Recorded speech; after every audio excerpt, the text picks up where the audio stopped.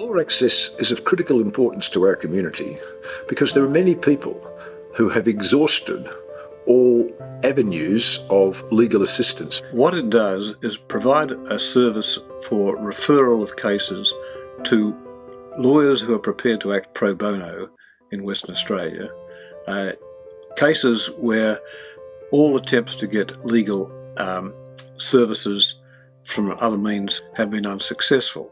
So when people come to that kind of desperate end, they go to law access, and law access will determine whether they appear to have a reasonably arguable case.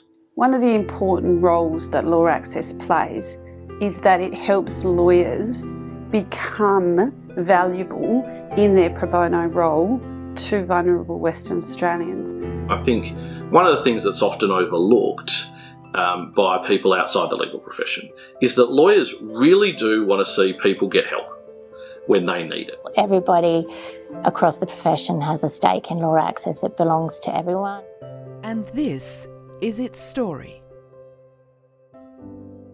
Back in the 1960s, when I was a very young lawyer, there was no Legal Aid Commission, there was no law access. There was Sheila McClemens, who was down there at the Supreme Court in a little office, acting as, in effect, a kind of small referral service. Someone would say, look, this person needs legal assistance, can you do something? And she would ring around the lawyers. So she was doing a very tiny little thing of what now is law access.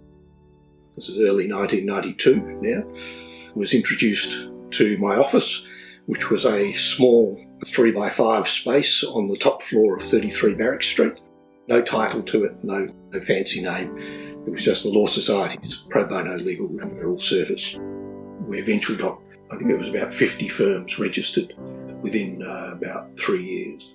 I started working with the Law Society in 2012, and I was doing a variety of work with them, but predominantly I was working on their pro bono scheme, which involved accepting applications from individuals who were looking for pro bono assistance, and I would triage them and then draw up briefs to the members of the Access to Justice Committee, which was the committee of the Law Society that was sort of overseeing that sort of work and really advocating on behalf of people being able to access legal services when they couldn't afford them.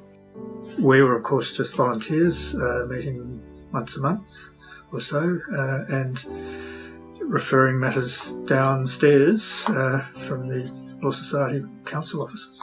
So we didn't have any funding, and in order to help generate funding and make the case for a public interest law clearinghouse in Western Australia, we needed to conduct a feasibility study. There were so many people with the right skill sets that were eager and keen to be part of the board of Law Access to see it succeed. I was on the council of the Law Society at the time, and so it would be brought back to the council to approve the constitution and generally work out how it was going to work as a separate institution or a separate corporation from the Law Society itself.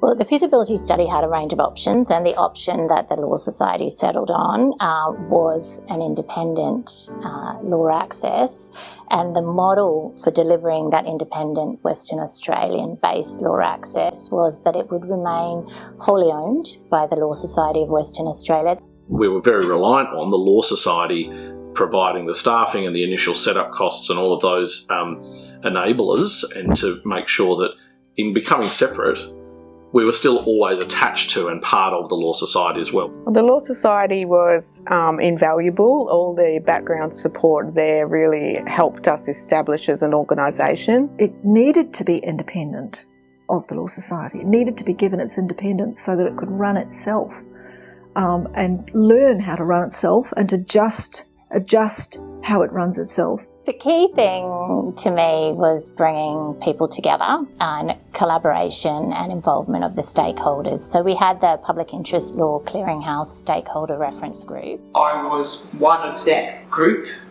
that Law Society brought together to consider what options were and consider some studies and research that Law Society had done. Because we have people with expertise across so many different weird, wonderful areas at the bar. And members of the bar have always done a lot of pro bono work. It would be a good idea to try and streamline how that was delivered. Law Access being able to leverage volunteers in the organisation itself was absolutely vital for it being able to do what it does. We were looking at all the opportunities that our students were interested in, including extracurricular opportunities to build their skills. I started as a student volunteer in 2015 when I had the opportunity to take on a part-time admin role.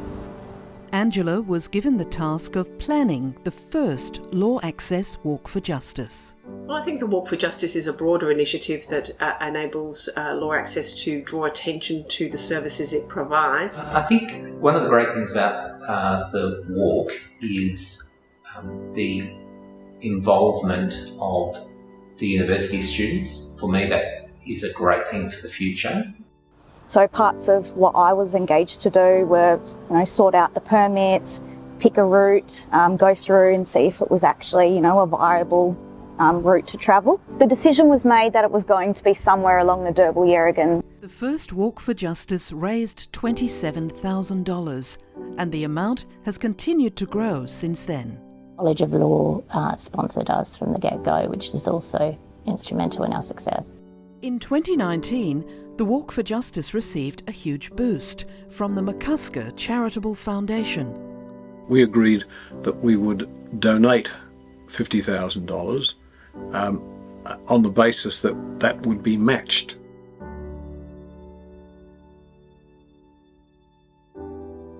Having one point of access for not just community legal centres but individuals, but also for not-for-profit groups to access pro bono was an absolute game changer. So Law Access, as the clearinghouse, had to connect with the private law firms. We had a portal. We established a portal on our website where they could explain what areas they could assist with. So we provided training and we provided a community of support for the lawyers who were willing to get involved. And we got the most fantastic group of lawyers together and they really supported each other. The profession makes Law Access happen, and Law Access makes sure the profession gets the opportunities to provide pro bono assistance in a meaningful way. The importance of the organisation is completely recognised now and supported. Law Access began to diversify in what it could offer. When I started, family law was completely excluded from any assistance that Law Access could provide. And my thinking was that family law was an area that is one of the most important areas that women in particular can be assisted with. Katrina also had a background in migration law. Because in migration the matters are very urgent, there's often a very short time frame, and the Lawyers for Refugees program were a great success. Perhaps one of the major steps that was taken while I was chair was to persuade the state government, through John Quigley, who was the attorney and still is, to make a larger contribution to Law Access.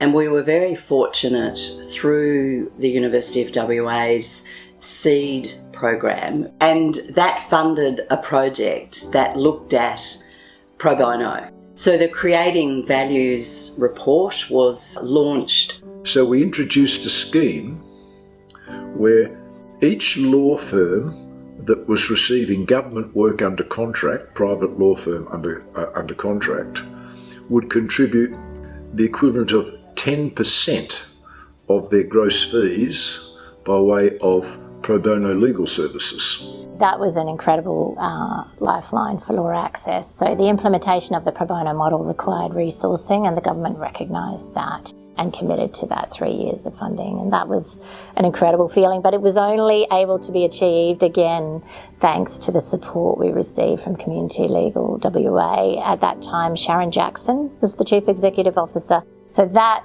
was the key, and that's the fine balancing act that Law Access always finds itself in, and the legal profession delivering pro bono support do too. And I think that it's always been clear policy on the part of Law Access and the parent body, the Law Society, that we're not there to relieve governments of their obligation to properly fund legal assistance, which remains inadequately funded in relation to demand. Because Law Access although it's a referral body, it needs staff to cope with both the applications, which are large, and then the assessing of those applications to see which ones appear to have some merit, and then the referrals and dealing then with the lawyers to whom the matters are referred and may want further information. So there's a lot of work involved in this referral service.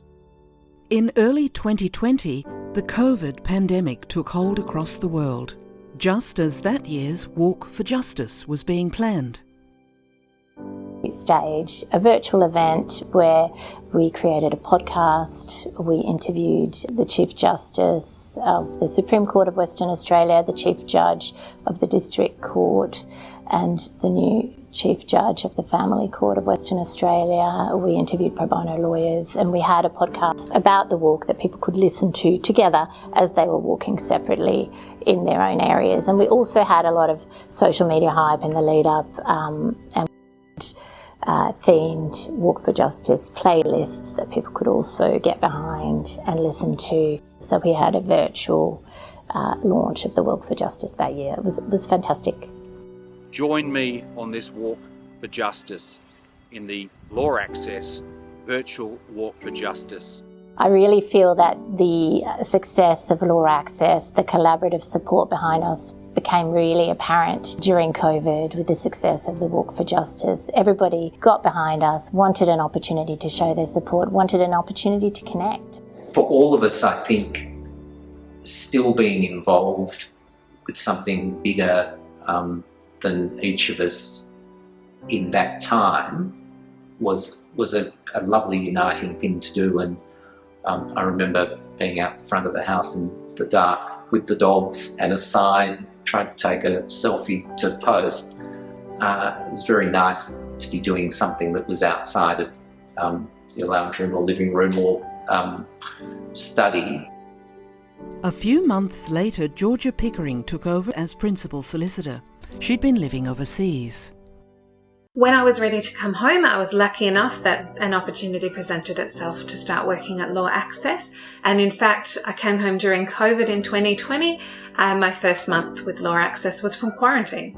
I think it's such a great opportunity not only to help people who wouldn't otherwise be able to access legal help, but also see pro bono lawyers who often work in spaces that are very different than this type of work, get to experience that opportunity to help people who are facing disadvantage. In late 2021, Matthew Howard replaced Malcolm McCusker as chair and a month later sought a new CEO after Dominic Hansen retired from the role. She was so careful, and the group that she put together was so careful in identifying a good structure to make sure that pro bono services could continue to be delivered in a humane way and in an efficient way, that when it did come time for her to move on, we didn't collapse. So we were looking for someone who wouldn't be hidebound to what had happened, but would be respectful and embracing of the culture and the ethos. I inherited an organisation that had systems in place that were already quite effective, and importantly had relationships with key stakeholders that had been very well maintained. So the ingredients were all there. My background was commercial, so I hoped to bring to Law Access a view to efficiency, to look at communications, the way we engage with stakeholders, the use of technology, and also how we measured and demonstrated our social impact. So Law Access already had a proud tradition of law students helping staff with service delivery, but I started using the McCusker Centre interns to offer value to our organisation in many, many other ways. The support of Malcolm McCusker is really important for us.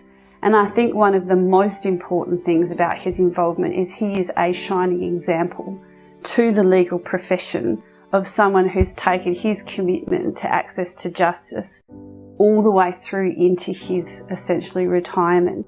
One of Law Access's greatest treasures is its staff. The Law Access staff are all experienced lawyers. They have a variety of different areas of practice, and they really care about the work that they do. So they care about the applicants who are applying to Law Access for legal assistance, and they also care about the lawyers who are volunteering their time to help those who are in need.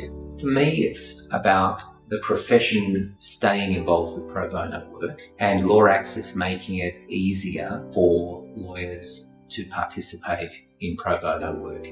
I've got enormous admiration for them because it's really not easy. Speaking as someone who's done some pro bono matters alongside paying matters, I can tell you it's extremely hard to run your practice in balance. A lot of lawyers' regular practice will not bring them into contact with people who are suffering from disadvantage, and they might not necessarily have all of the skills that they need through their prior training.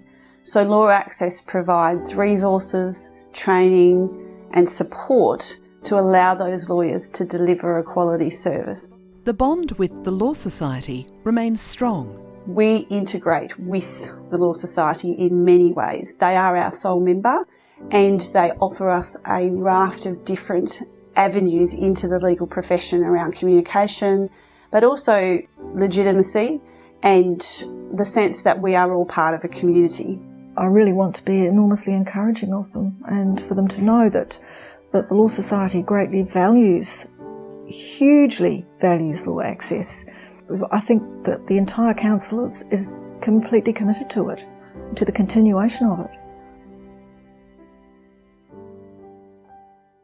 Everything that succeeded was because we were open to bringing others with us, engaging with others and helping everyone see what common interests we all had. So I think the future for Law Access is very bright because the legal profession is really committed to having a service like this and supporting it going forward and supporting the work that it does and provides. Law Access continues to work and it continues to be responsive and it continues to deliver in a good way.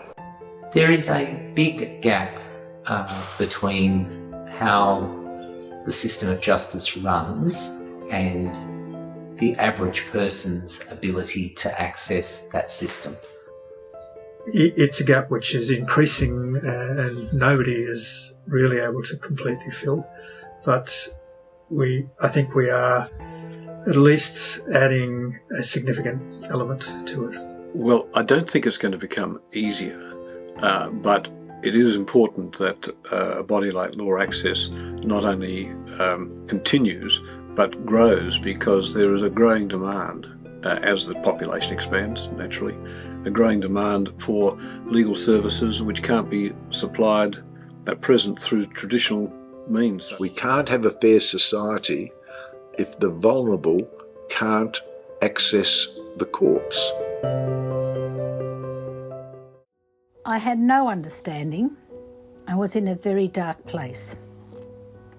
If it wasn't for my lawyers, I would have lost my family home and my children. I will be forever in their debt. They saved me from making mistakes and helped me in my darkest of days. Without the support, as a single mum with 5 children, I wouldn't have come out with anything. I can now move forward with my life, as I have my name off the title and loan of the home my ex-husband was living in, and I have access to superannuation in case of hardship in the future. I felt so out of depth with my situation, but the lawyers were able to do an honest assessment of my case and help me act to find a solution to the problem. I won my case, which I believe may help someone else who may be taken advantage of like I was. My pro bono lawyer took the stress out of my situation. They also gave me the confidence to fight for my rights. I was extremely happy and appreciative of the support I received.